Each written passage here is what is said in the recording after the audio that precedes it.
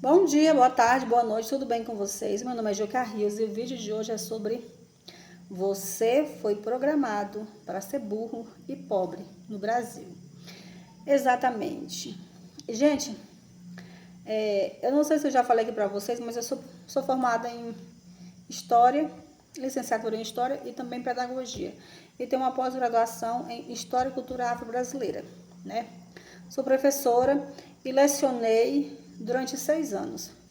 E eu quero falar aqui para vocês, abordar sobre a minha visão de professora, né? De quem esteve lá dentro da educação brasileira, da educação pública brasileira, diga-se de passagem. E o que eu acho? Eu acho que a educação brasileira, ela foi programada e ela está programada para que o pobre, o brasileiro comum, não adquira conhecimento suficiente e continue burro. Sim, é isso mesmo. Gente, do jeito que está feita a educação brasileira, é para isso. Eu vejo um esvaziamento das matérias importantíssimas para a sociedade, para a pessoa ter chance de ingressar numa boa faculdade, sendo esvaziada das escolas públicas e sendo colocada pautas e temas transversais que não era para a escola estar fazendo isso. E aí retirando o conteúdo de matemática, de física, de biologia, de química, de sociologia, de história, de português, para colocar temas que não é dever da escola, é dever da família e do Estado. Não que a escola não deva abordar esses temas. Tem alguns temas que são super importantes e que tem que ter, como prevenção, né, a gravidez na adolescência, uso de drogas, né? E outros temas que eu vejo que não são incluídos. Na educação pública não se fala de educação financeira, não ensina o jovem a cuidar do seu próprio dinheiro, né? É um esvaziamento do poder, da autoridade do professor na sala de aula, muito grande. E o professor não tem mais poder, direito, dentro da sua própria sala de aula. Perdeu a autonomia. A sala de aula não é mais do professor. A sala de aula é de uma cartilha ideológica, que eu não vou dizer nem que é de direita e nem que é de esquerda. É capitalista.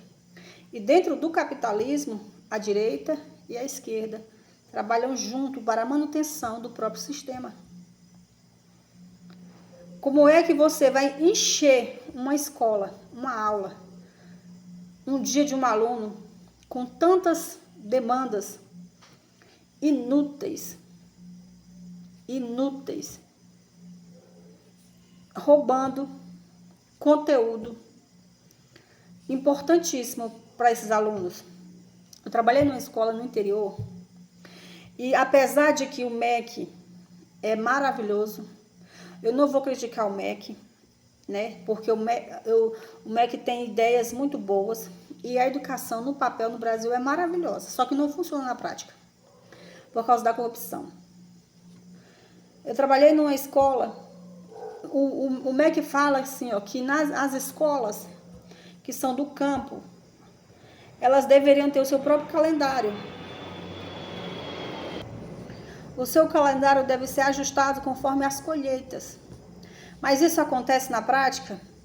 90% que isso não acontece. Eu estou jogando assim, jogando alto. Pode ser que esteja até só 2% que acaba ajustando o seu calendário escolar com as colheitas dos alunos, para os alunos não serem prejudicados. Mas eu dei aula numa escola no interior do Pará. Em época de colheita de arroz e de outras colheitas, de outras safras, os alunos ficam 15, 20 dias sem ir na escola. Aí o aluno chega para mim, ô Ricardo, por que você estava faltando? Faltou tanto tempo. O aluno me mostra as mãos assim, gente. Ah, professora, eu estava lapidando estaca. Então, o trabalho infantil nas zonas rurais, ele é uma verdade, é uma realidade. E o aluno falta falta um mês inteiro, falta 2 se for preciso, para ajudar a colher o arroz, o feijão. Porque aquelas famílias ali, elas é um trabalho em família, eles não são grandes donos do agronegócio. São famílias que subsistem da lavoura, da agricultura. Outra situação que acontece é o sucateamento dos ônibus. A prefeitura ela tem que disponibilizar ônibus para levar e trazer as crianças nessas áreas para que não faltem à escola. 99% dos ônibus das prefeituras são sucateados, super sucateados. O ônibus quebra e a criança fica 1 semana, 2 semanas sem ir na escola. Por quê? Porque a prefeitura não conserta o ônibus. É um descaso tão grande com a educação, é um negócio amarrado tão bem feito, e ninguém tá nem aí. A lei diz que 25% do PIB nacional, 25% deve ser destinado à educação. Tu acha que chega 25% na educação? Não chega.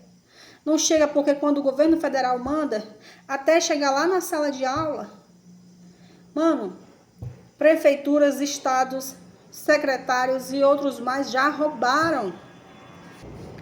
Já passaram a mão, já colocaram os milhões nas suas contas pessoais, nos paraísos fiscais. Uma outra coisa que acontece também em todos os municípios de interiores do país é a venda de voto, a venda de compra e voto. Você já ouviu falar no voto de cabresto? Se você não ouviu falar, pesquise. Mas eu vou falar aqui na prática o que é o voto de cabresto moderno. Na cidade que eu morava, funciona há anos. Mais de 25 anos não se faz um concurso público. E o prefeito que está lá, entra e sai prefeito, ele não faz, sabe por quê? Porque ele mantém assim, ó, todo professor só ganha nem faz processo seletivo. Só vai ganhar carga horária, só vai dar aula se votar nele. É compra e voto. E assim ele mantém toda uma população, tanto do campo quanto da cidade, nas mãos dele.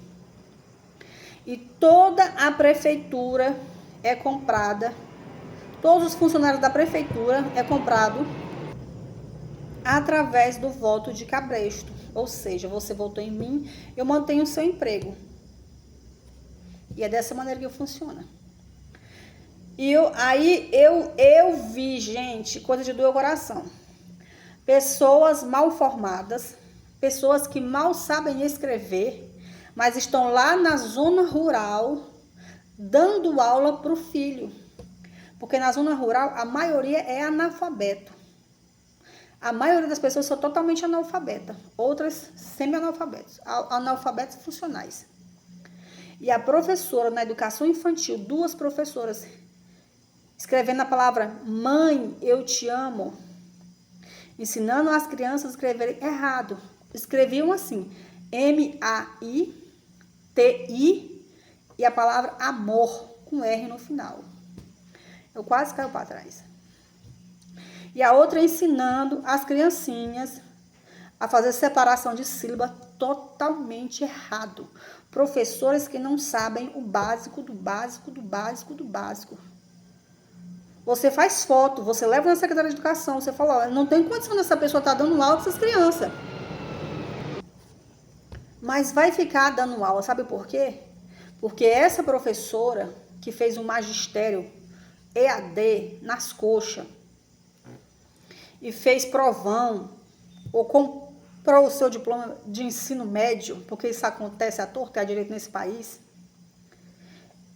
a família dela e ela votou no prefeito, então ela fica lá, dando aula.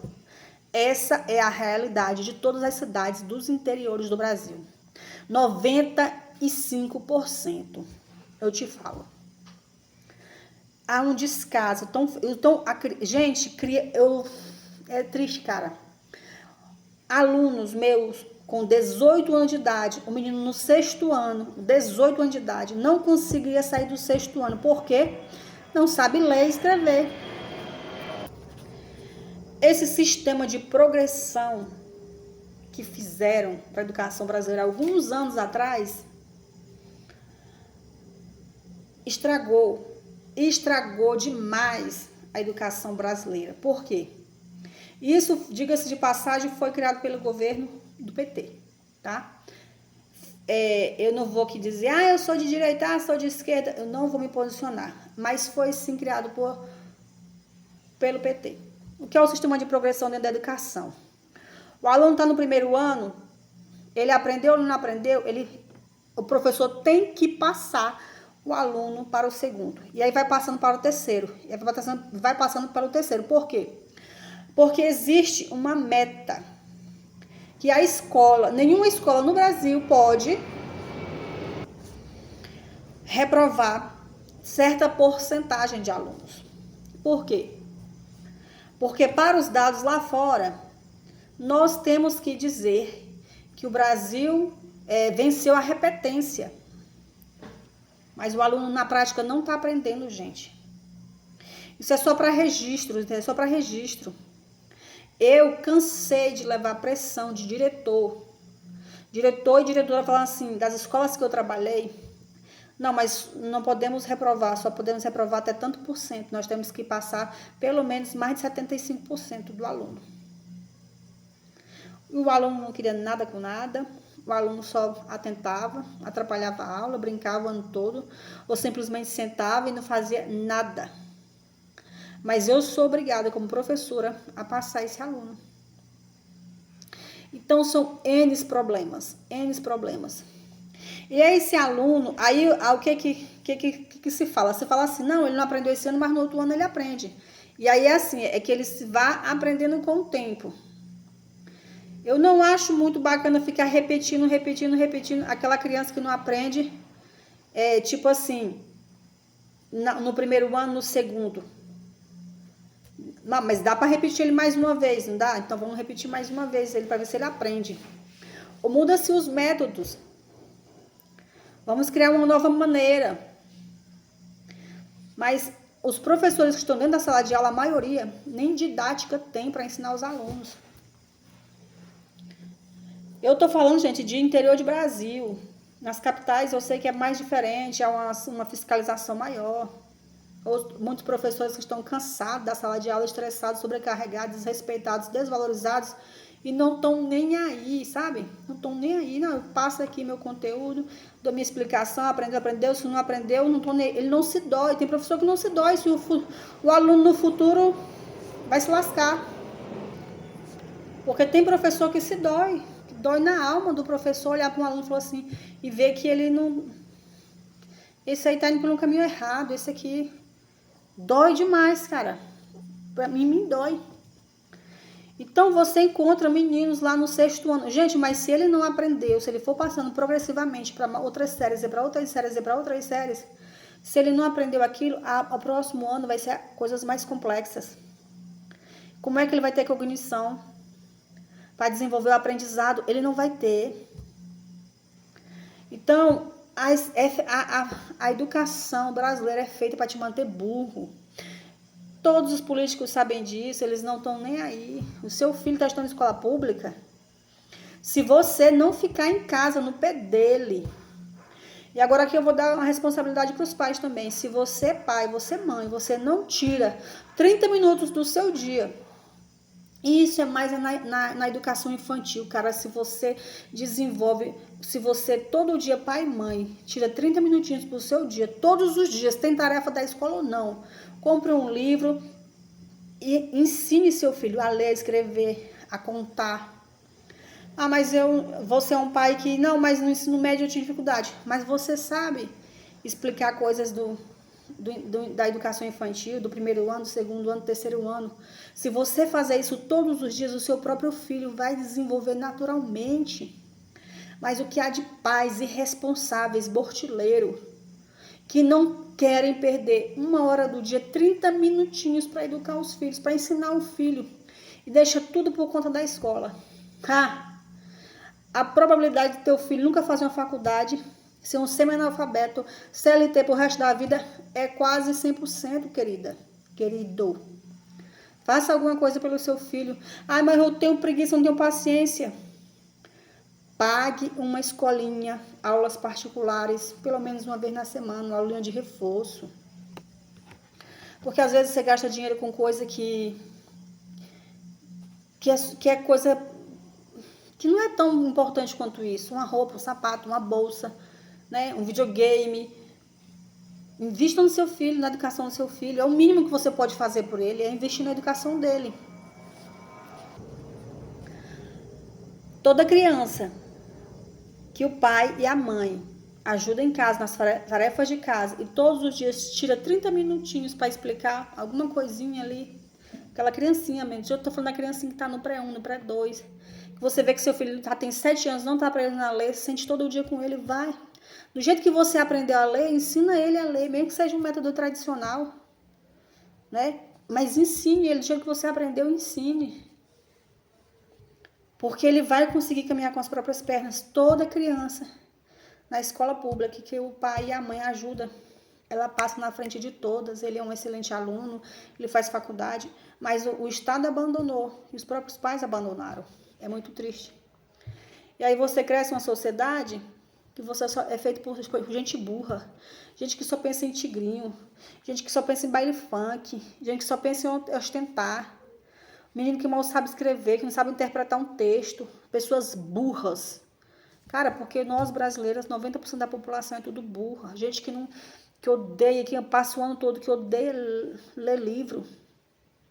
Só trabalha igual um burro de carga, se matando de trabalhar, e você tá angustiado, com raiva da vida. Mas essa é a vida que você tem, porque o sistema foi feito para você ser burro e pobre o resto da vida. Não consegue juntar dinheiro, não tem educação financeira, a escola não te deu isso, seus pais não te ensinaram isso. E tudo que você pensa é conseguir dinheiro para comprar uma roupa de marca, para comprar uma Heineken, para tirar uma fotinha, para postar no Instagram. É triste ver o nível de burrice, da ignorância do brasileiro. E assim, eles vão continuar manipulando vocês. Aí cria-se os discípulos e adoradores de Lula e os discípulos adoradores de Bolsonaro. Estão em guerra, em conflito eterno um com os outros, enquanto os mais ricos, super ricos desse país, os donos do capitalismo, continuam usando a massa de manobra, os alienados brasileiros, ignorantes e burros. Ai, para de chamar os outros de burro, Gil. É tudo burro mesmo. E é muito triste, eu falo isso com dor no coração, com pesar no coração. Tinha um aluno meu chamado Rafael. Ele tinha 10 anos, 11 anos de idade. Ele tinha 11 anos de idade. E não sabia nem ler nem escrever. E o bichinho era atentado na sala de aula, mas não sei porquê. Eu me identificava com ele porque era igualzinho, ele era atentado quando era criança. E aí eu falei assim, Rafael, você... Mas eu estudava, né? Eu sabia ler, eu desenvolva.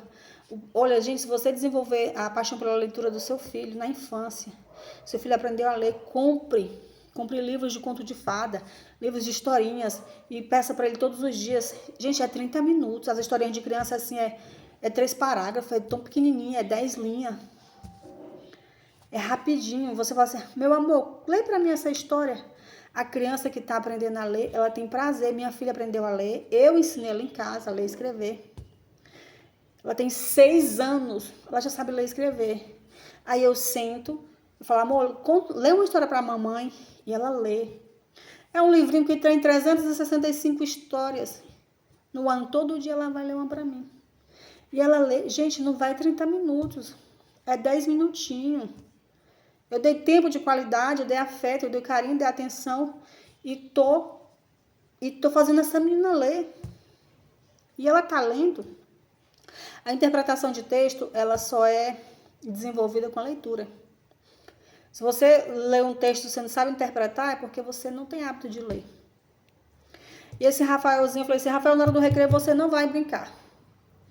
Ah, professora, por quê? Eu falei assim, porque eu quero que até o final do ano você aprenda a ler e escrever. Você quer isso, Rafael? Quero sim, professora, quero. Aí chamei um outro lá também, só que o outro não quis abrir mão do recreio, né? E foi, não posso amarrar aluno na hora do recreio, né, gente? O recreio é direito deles. Gente, quando foi com 6 meses, Rafaelzinho estava lendo e escrevendo fluente.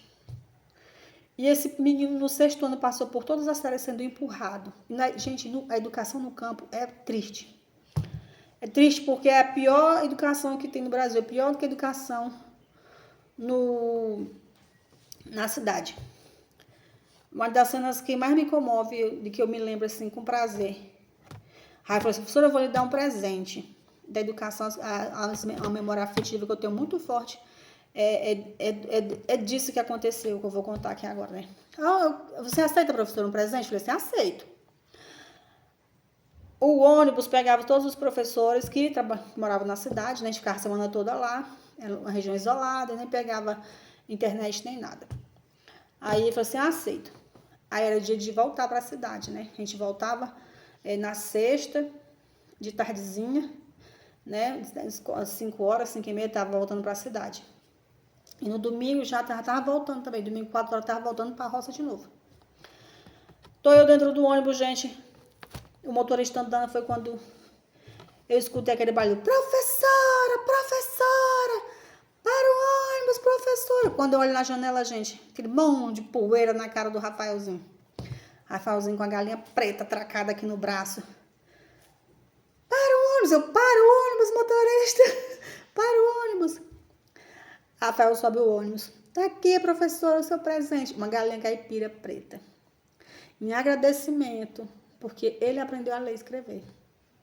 Gente, para mim isso não tem preço. É uma das memórias mais lindas da minha vida. Essa memória eu guardo com todo.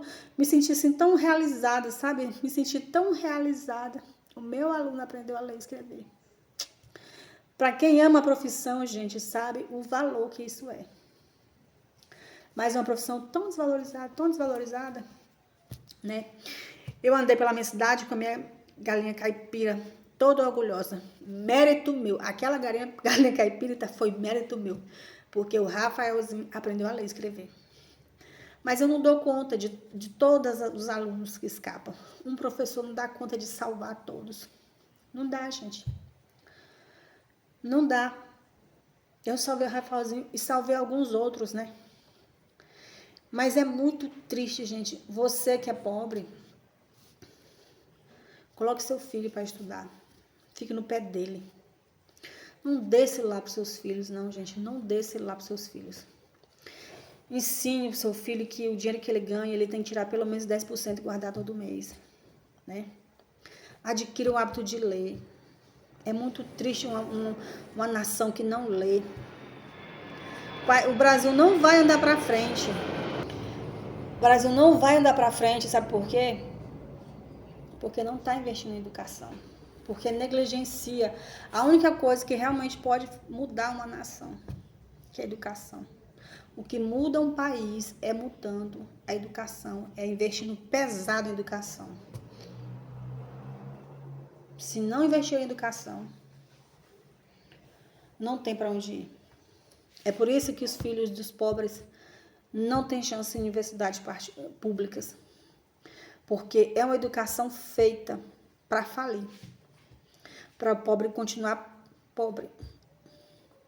Para o pobre continuar burro, para não ter senso crítico de olhar para o sistema e questionar e falar tá tudo errado. Porque se eles dão educação para o povo quebra o sistema, o povo derruba o sistema. Então, é muito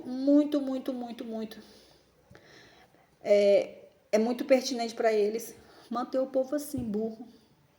Aí fica dando Bolsa Família. Eu não sou contra o Bolsa Família. Tem realmente pessoas que precisam, né? Mas tem pessoas que não precisam. Tem bortileiro que está 20 anos recebendo Bolsa Família. E essa pessoa não fez nada da vida. Vai ficar sugando o governo. Tem que ter um começo, né? Agora fizeram uma lei boa, né? Não, você tem prazo, você vai receber 2 anos. Em 2 anos você tem que se virar. Deixarmos de ser esse país assistencialista, que não é banir com o assistencialismo. A assistência, ela é necessária. Mas não somente da assistência, da educação de qualidade. Da educação de qualidade.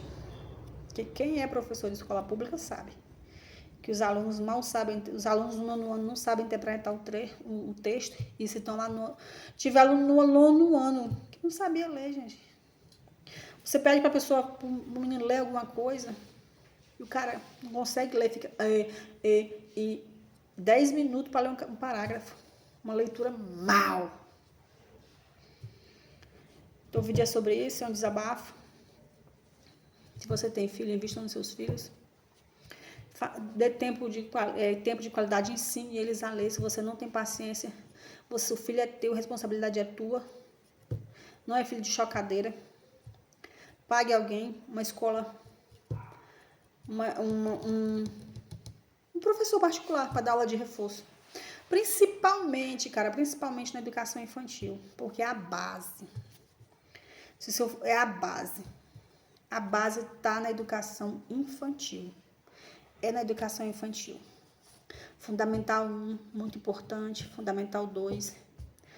Né? Porque o ensino médio é um resumão. Cara, outra coisa.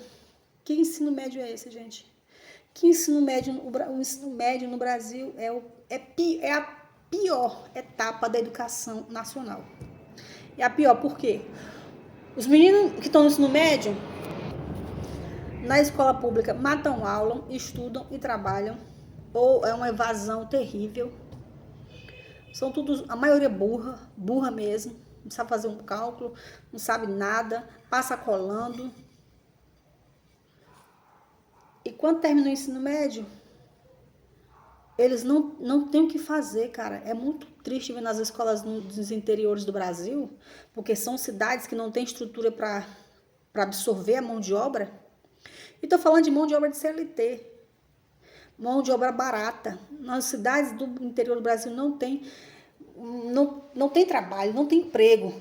O jovem termina o ensino médio e sabe o que acontece? Fica desempregado, não tem emprego, sem perspectiva e sem futuro. Esse ensino médio não funciona, é uma porcaria. Beijo e foi com Deus.